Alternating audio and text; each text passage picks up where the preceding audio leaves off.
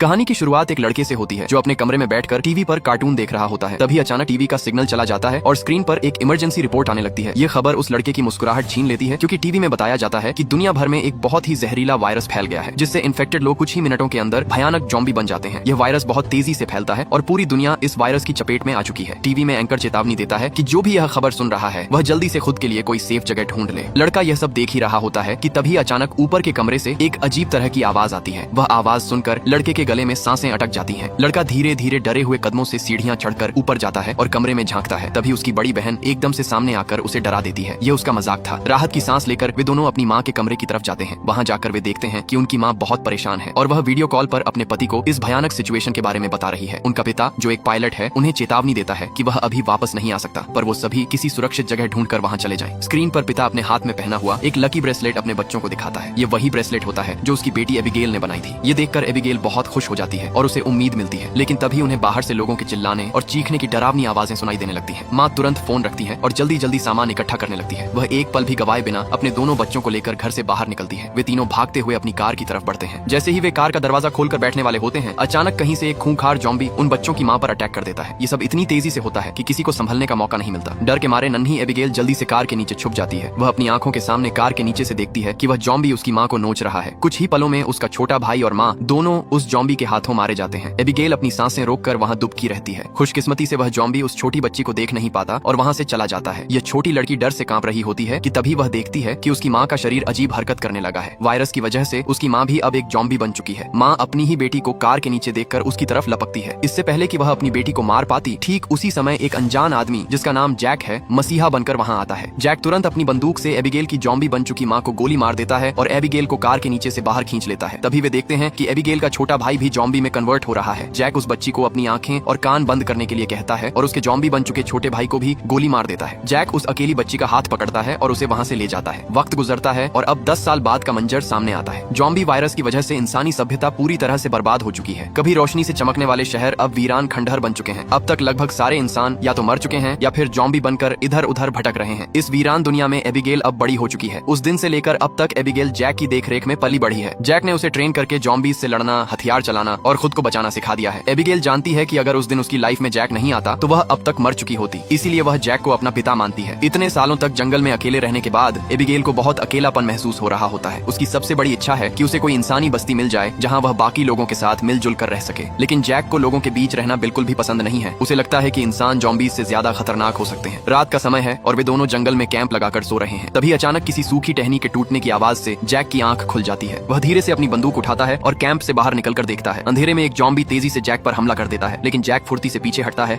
और लगातार गोलियां चलाकर उसे मार गिराता है। गोलियों की आवाज सुनकर एबिगेल भी वहां पहुंच जाती है। इन दोनों को पिछले 10 सालों से जंगल में ज़ॉम्बीज़ का शिकार करते हुए इतना एक्सपीरियंस तो हो गया था कि ज़ॉम्बीज़ अक्सर झुंड बनाकर रहते हैं। वे समझ जाते हैं कि अगर एक यहाँ है तो आसपास और भी जरूर होंगे। खतरा भांपते हुए वे जल्दी यहाँ से निकलने की तैयारी करने लगते हैं और सुबह होते ही अपने घोड़ों पर बैठकर वहाँ से निकल जाते हैं। वे जंगल के रास्ते से आगे बढ़ ही रहे होते हैं कि तभी रास्ते में उनके घोड़े हिनहिनाने लगते हैं और आगे बढ़ने से कतराते हैं। जैक समझ जाता है कि खतरा नजदीक है। वे दोनों चारों तरफ नजर दौड़ाते हैं तो दूर एक जीप ज़ॉम्बीज़ से घिरी हुई दिखाई देती है। वहाँ एक नॉर्मल इंसान अकेला ही खुद को कई सारे ज़ॉम्बीज़ से बचाने की कोशिश कर रहा है। दुनिया में अब वैसे भी इंसान बहुत कम बचे थे, इसीलिए अब इन दोनों को हर हाल में उस आदमी को बचाना था। साथ ही जैक एबिगेल के निशाने का टेस्ट भी लेना चाहता था, इसीलिए वह एबिगेल से कहता है कि तुम इस आदमी को बचाओगी। जैक देखना चाहता है कि वह पूरी तरह से ट्रेन हो चुकी है या नहीं। जैक उसे निर्देश देता है कि सुकून से टारगेट को निशाने पर लो और फिर उसे शूट कर दो। एबिगेल बंदूक उठाती है लेकिन जल्दबाजी में गोली चला देती है। निशाना चूक जाता है और वह गोली ज़ॉम्बी को लगने के साथ साथ उस सर्वाइवर को भी लग जाती है। यह देखकर जैक एबिगेल पर काफी गुस्सा करता है। इसके बाद वे दोनों भागकर उस इंसान के पास जाते हैं। वे देखते हैं कि गोली लगने और ज़ॉम्बीज़ के हमले की वजह से यह आदमी अब बच नहीं सकता। इसलिए जैक उसे तड़पता छोड़ने के बजाय खुद ही मार देता है ताकि अगर उसे ज़ॉम्बी ने काटा हो तो वह दोबारा जिंदा न हो जाए और उनके लिए खतरा न बने। उसके बाद वे दोनों उस मरे हुए आदमी की कार और सामान की तलाशी लेने लगते हैं। जैक उस मरे हुए आदमी के जूते ले लेता है क्योंकि उसके खुद के जूते फट चुके थे। जैसे ही वह उन जूतों को पहनता है तभी वहाँ मरे हुए आदमी के और साथी भी हथियारों के साथ आ जाते हैं। बहुत सारे हथियारबंद लोग उन्हें चारों तरफ से घेर लेते हैं। उनमें से एक बंदा जब अपने मरे हुए साथी के जूतों को जैक के पैरों में देखता है तो उन्हें शक होने लगता है कि इन दोनों ने सामान लूटने के लिए उनके साथी को मारा है। माहौल तनावपूर्ण हो जाता है और वे लोग जैक और एबिगेल पर बंदूकें तान देते हैं। जब ये लोग जैसे ही इन दोनों को मारने लगते हैं तभी उस ग्रुप की एक गाड़ी से एक प्रेग्नेंट लेडी जिसका नाम मेगन है नीचे उतरती है। वह अपने साथियों से इन दोनों को छोड़ने के लिए कहती है क्योंकि उसे लगता है कि वे बुरे लोग नहीं हैं। तभी जैक फुर्ती से एक लड़की से बंदूक छीन लेता है और समझाने की कोशिश करता है कि उन्होंने उनके आदमी को जानबूझकर नहीं मारा, वो तो ज़ॉम्बी से उसको बचाना चाहते थे। जैक बताता है उन्हें तुरंत यहाँ से निकल जाना चाहिए क्योंकि ये समझदार ज़ॉम्बी है, इसके साथी भी यहाँ आते होंगे। लेकिन तभी जैक का काला घोड़ा फिर से जोर जोर से हिनहिनाने लगता है, जो एक वार्निंग थी। अगले ही पल दूर जंगल से तेज आवाजें आने लगती हैं। हजारों की तादाद में ज़ॉम्बीज़ का एक विशाल झुंड उनकी तरफ दौड़ता हुआ आ रहा था। ज़ॉम्बी इतनी तेजी से टूट पड़ते हैं कि किसी को भी भागने का मौका नहीं मिलता। मजबूरी में लोग वहीं खड़े होकर हथियारों से मुकाबला शुरू कर देते हैं। सभी के पास हथियार होते हैं, लेकिन ज़ॉम्बी की संख्या इतनी ज्यादा होती है कि हालात उनके नियंत्रण से बाहर हो जाते हैं। धीरे धीरे ग्रुप के कई लोग एक के बाद एक ज़ॉम्बी के काटने का शिकार हो जाते हैं। जो लोग बचते हैं उनके पास छुपने के लिए कोई सुरक्षित जगह नहीं होती और कुछ ही देर में उनकी संख्या बहुत कम रह जाती है। इसी बीच एक ताकतवर आदमी भी दुर्भाग्य से ज़ॉम्बी के काटने से संक्रमित हो जाता है। हालात समझकर वह खुद को गोली मारना चाहता है, लेकिन उसकी बंदूक में गोलियां खत्म हो चुकी होती हैं। तब सभी को एहसास हो जाता है कि वे ज़ॉम्बी के सामने टिक नहीं पाएंगे। अब उन्हें पता चल चुका था कि वह उनसे लड़ नहीं पाएंगे, इसलिए एबिगेल प्रेग्नेंट लेडी को लेकर गाड़ी में बैठाती है। गाड़ी में प्रेग्नेंट लेडी का हस्बैंड भी बैठा होता है और जैक गाड़ी स्टार्ट करके जल्दी वहाँ से निकल जाते हैं। पूरे ग्रुप में अब ये सिर्फ 4 लोग ही बचे थे, बाकी सभी ज़ॉम्बीज़ के शिकार हो चुके थे। एक काले चेहरे वाला ज़ॉम्बी अपने साथियों को मरा हुआ देखकर बहुत ज्यादा गुस्सा हो जाता है। उधर ये चारों ज़ॉम्बीज़ से जान छुड़ाकर गाड़ी में सफर कर रहे होते हैं। रास्ते में जैक पीछे बैठी लेडी से पूछता है कि तुम हो कौन और यहाँ क्या कर रहे थे। पूछने पर पता चलता है कि यह बचे हुए लोग शिपटाउन नाम की जगह पर जाना चाहते थे, जहाँ पर सेफ इंसान रहते हैं। वहाँ जरूरत की तमाम फैसिलिटीज हैं और हम सब वहाँ जाकर एक नॉर्मल जिंदगी गुजारना चाहते थे। ये सुनकर एबिगेल बहुत खुश होती है, क्योंकि यही तो वो जगह है जहाँ वह हमेशा से जाना चाहती थी। जिस पर जैक ने कहा कि यहाँ पर कोई भी ऐसी कॉलोनी वगैरह नहीं है। मैं पिछले 10 सालों से यहाँ वहाँ भटक रहा हूँ, मुझे तो कोई ऐसी कॉलोनी नहीं दिखाई दी। तभी अचानक बीच रास्ते में उनकी गाड़ी खराब हो जाती है। इस दौरान प्रेग्नेंट लेडी का हस्बैंड बाहर निकलता है, जिसका नाम डेविड है। वह उनसे कहता है कि मैं एक मैकेनिक हूँ और मैं इसे ठीक कर सकता हूँ, लेकिन औजार न होने की वजह से गाड़ी ठीक नहीं हो पाती। इसीलिए ये लोग गाड़ी को यहीं पर छोड़कर पैदल सफर करने लगते हैं। कई किलोमीटर सफर करने के बाद वे लोग एक वीरान सोसाइटी में पहुंच जाते हैं। यहाँ ऊंची इमारतें अभी भी खड़ी हैं, लेकिन हर तरफ मौत की शांति छाई हुई है। ये लोग सबसे पहले इस जगह की अच्छी तरह से जांच भी करते हैं। जब उन्हें कोई खतरा महसूस नहीं होता तो ये लोग रात यहाँ गुजारने का फैसला करते हैं। रात को वह लोग आग जलाकर खाना पकाते हैं। एबिगेल शिपटाउन नाम के उस जगह पर जाने के लिए बहुत बेताब थी। वह उस प्रेग्नेंट औरत से उस जगह के बारे में बातचीत करने लगती है। प्रेग्नेंट औरत उसे बताती है कि हमारा पहले से उस शिपटाउन में रहने वाले लोगों के साथ रेडियो पर कांटेक्ट हो चुका है। वह एक बहुत ही खूबसूरत जगह है जहाँ हम आजादी से रह सकते हैं। यह बातें सुनकर एबिगेल की आंखों में चमक उठी। दूसरी तरफ जैक बाहर चारों ओर जाल बिछा देता है, ताकि अगर वह लोग सो भी जाएं तो खतरा करीब होने पर फौरन पता चले। जैक अंदर आकर एक मैप निकालता है और सबको समझाता है कि वह मैगन और डेविड को कुछ दूर तक पहुंचाएगा और उसके बाद दोनों अलग अलग रास्ते पर चले जाएंगे। लेकिन एबिगेल जैक के इस फैसले से खुश नहीं थी। वह जैक के पास जाकर उससे बहस करती है कि डेविड अपनी प्रेग्नेंट वाइफ को उस जगह तक सेफ नहीं पहुंचा पाएगा, इसलिए हमें उनके साथ चलना चाहिए। जैक कहता है हमें समझदारी से काम लेना चाहिए। देखो, जहाँ लोग ज्यादा होते हैं वहाँ पर खतरा भी ज्यादा होता है। लेकिन एबिगेल जैक के इस फैसले से नाराज होकर चली जाती है। हालांकि दोनों को यह नहीं पता होता कि वह काले चेहरे वाला ज़ॉम्बी उनकी गाड़ी को सूंघते हुए वहाँ तक पहुंच चुका है। अगली सुबह एबिगेल छत पर बैठकर अपने बचपन की फोटो देख रही होती है कि अचानक नीचे पेड़ों से सरसराहट की आवाज आती है। वह समझ जाती है कि ज़ॉम्बी अंदर आ गए हैं और सबको वार्निंग देने के लिए नीचे दौड़ कर जाती है कि तभी रास्ते में एक ज़ॉम्बी भी उसके पीछे लग जाता है। एबिगेल अपनी जान बचाने के लिए सीढ़ियों पर चढ़ने की कोशिश करती है और पूरी ताकत लगाकर उस पीछा कर रहे ज़ॉम्बी को एक जोरदार धक्का देती है। वो ज़ॉम्बी तो लुढ़ कर नीचे गिर जाता है, लेकिन इस हाथापाई में एबिगेल का बैलेंस बिगड़ जाता है और वो भी गिरने ही वाली होती है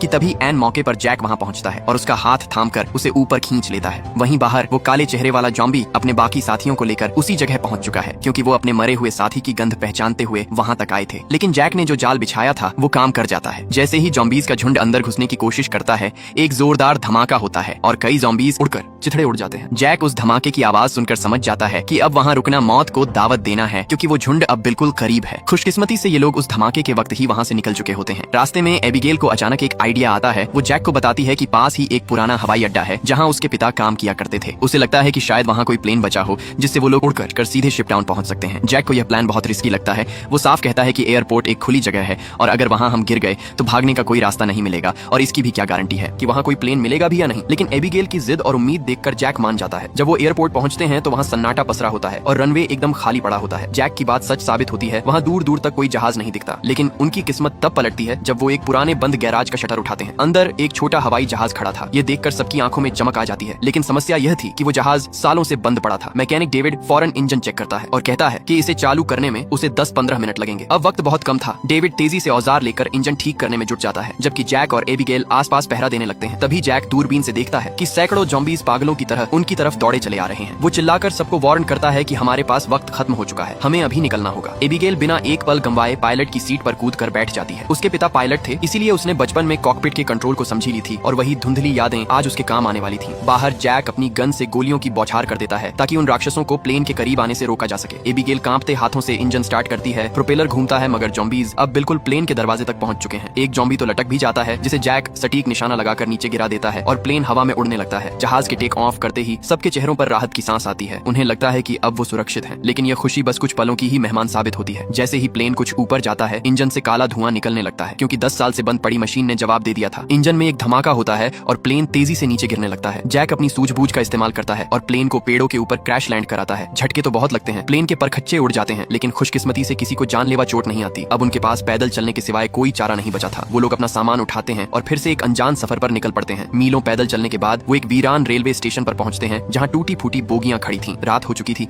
और चारों तरफ गहरा अंधेरा था। जैक पूरे इलाके को स्कैन करता है और जब तसल्ली हो जाती है कि वहां कोई खतरा नहीं है, तो वो वहीं रात गुजारने का फैसला करते हैं। वो लोग मैप चेक करते हैं तो पता चलता है कि शिपटाउन अब बस 2 दिन की दूरी पर है। उसी रात वो प्रेग्नेंट लेडी मैगन जैक के पास आती है और उसका शुक्रिया अदा करती है। वो कहती है कि अगर तुम नहीं होते तो हम कब के मारे गए होते। उसकी बातें सुनकर पत्थर दिल जैक भी पिघलने लगता है। वो मैगन को अपने सीने में दबे उस राज को बताता है जिसने उसे इतना कठोर बना दिया था। वो बताता है कि 10 साल पहले जब यह वायरस फैला था तो उसकी अपनी पत्नी इन्फेक्टेड हो गई थी और उसे अपनी ही हाथों से अपनी पत्नी को गोली मारनी पड़ी थी। उस दिन जैक के अंदर का इंसान मर गया था, लेकिन आज मैगन को देखकर उसे फिर से एक मकसद मिल गया है। वो वादा करता है कि वो मैगन को सही सलामत शिपटाउन पहुंचाकर ही दम लेगा। वहीं दूसरी तरफ अंधेरे में एक और ड्रामा चल रहा था। मैगन का पति डेविड अपनी पिस्तौल अपने सिर पर रखकर खुदकुशी करने की कोशिश कर रहा था। दरअसल उस अफरा तफरी में एक जॉम्बी ने उसके पैर पर काट लिया था। हालांकि जख्म छोटा था, इसलिए वायरस अपना असर दिखाने में वक्त ले रहा था। डेविड जानता था कि वो जल्द ही एक दरिंदा बन जाएगा, लेकिन वो अपनी पत्नी को अकेला नहीं छोड़ना चाहता था। उसने फैसला किया कि जब तक उसके शरीर में जान है वो अपनी पत्नी को शिपटाउन के गेट तक छोड़कर आएगा, उसके बाद खुद को खत्म कर लेगा। अगली सुबह जब वो लोग फिर से चलने लगते हैं तो जैक की अनुभवी नजरों से डेविड की लड़खड़ाहट छुप नहीं पाती। जैक को शक हो जाता है। जैक डेविड को पकड़कर सबकी नजरों से दूर ले जाता है और उसकी पैंट ऊपर करके देखता है। वहाँ वो बुरी चोट के निशान साफ दिखाई देते हैं। जैक तुरंत अपनी गन डेविड के माथे पर तान देता है और पूछता है कि तुम खुद मरना पसंद करोगे